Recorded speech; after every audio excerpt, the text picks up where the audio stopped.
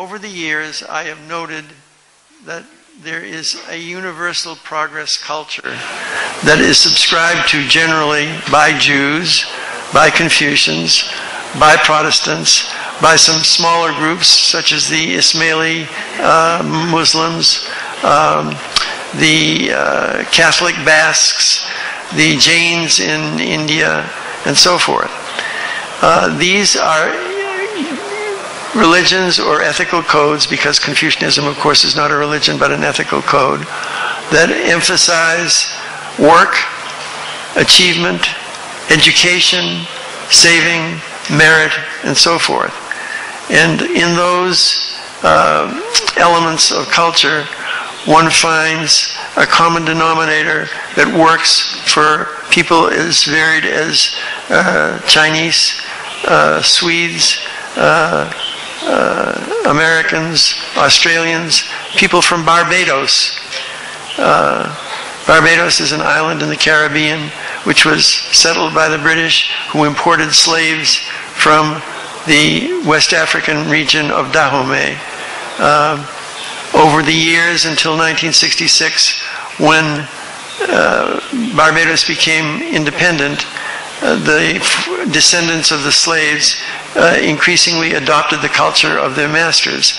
And by the time that they achieved independence, they controlled the politics of the society and a good part of the economy, and were no longer African slaves. They were black Englishmen, and are so referred to as Afro-Saxons or black Englishmen. Haiti, which was a French slave colony, in which the French imported their slaves from the same region of Africa, the Dahomey region, today Benin. Haiti became independent in the wake of a slave uprising in 1804, and has lived the tragic life of a combination of African culture and slave culture, which has left it as really a failed society. So the lesson from this is that culture matters, race doesn't. Now,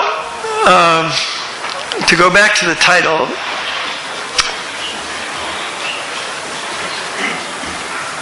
Jews, Confucians, and Protestants share in universal culture, and they achieve in different environments, different skin colors, not only economically, but also in terms of the full three objectives of the UN Universal Declaration of Human Rights, which are democratic governance, social justice, and an end to poverty. And in all respects, those three groups tend to move more rapidly towards those goals than a lot of other groups.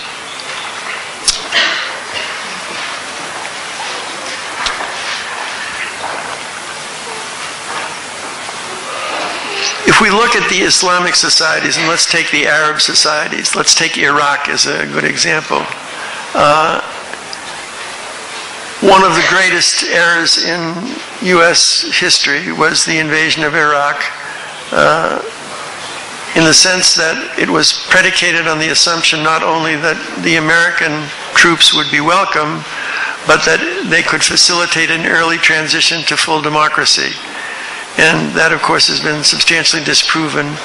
And it's been disproven in a way that makes a compelling argument that Islam in general, Arab culture in specific, has great difficulty responding to the objectives of the UN Universal Declaration. There is no Arab country that is approaching democratic continuity. The levels of social justice are well, particularly for women, are terrible. In all of the Arab countries, there's a great difference between the levels of education achieved by men and the levels of education achieved by women. In Egypt, for example, 75 to 80% of the women, of the men are literate, and 50% of the women are literate. So this is an example of how culture works against people. So this addresses the question that is in the subtitle of my new book, because this is not only the title of the lecture today or the discussion today, but a book that I'm working on. The lesson is that some cultures are more prone to progress than others, which means that they are inclined to possess more what I will call cultural capital. Now, at the session before this, Maria Matitskaya, is she here? She is. She talked about cultural capital, but in a quite limited sense. And in the sense of culture as high culture, in art, literature, music, as well as in antiquities. And I wonder if that wasn't, Maria, the basis of a conference that the World Bank held in 2000 in Italy. It was, I believe. Yes, that's the conference where my friend and colleague David Landis, the author of The Wealth and Poverty of Nations, mentioned that there were such things as toxic cultures, and he caused a great disturbance with that comment. The World Bank is very reluctant to address culture, and certainly not in the sense that some cultures are toxic.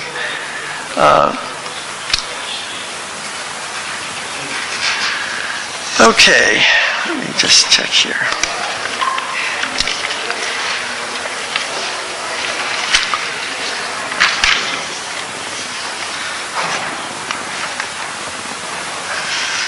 I'm going to go now to the first handout, which is the typology of progress-prone, progress-resistant cultures, and it's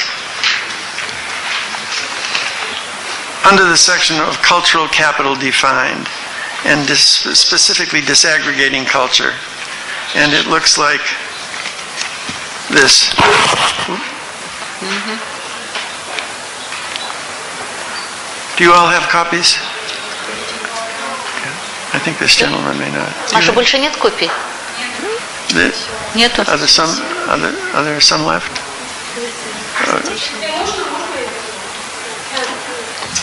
Нету. Кончились. Perhaps we can arrange. Есть у вас? Вот дайте, кому не хватает.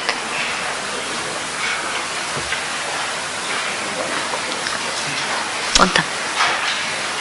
The architect of this typology is an Argentine intellectual and media celebrity, Mariano Grondona, who used it in his book, The Cultural Conditions of Economic Development.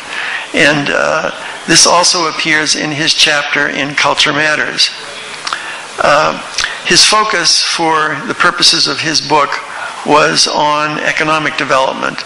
Several of us have expanded it to incorporate political and social development. So there are now 25 factors that serve as a definition of cultural capital.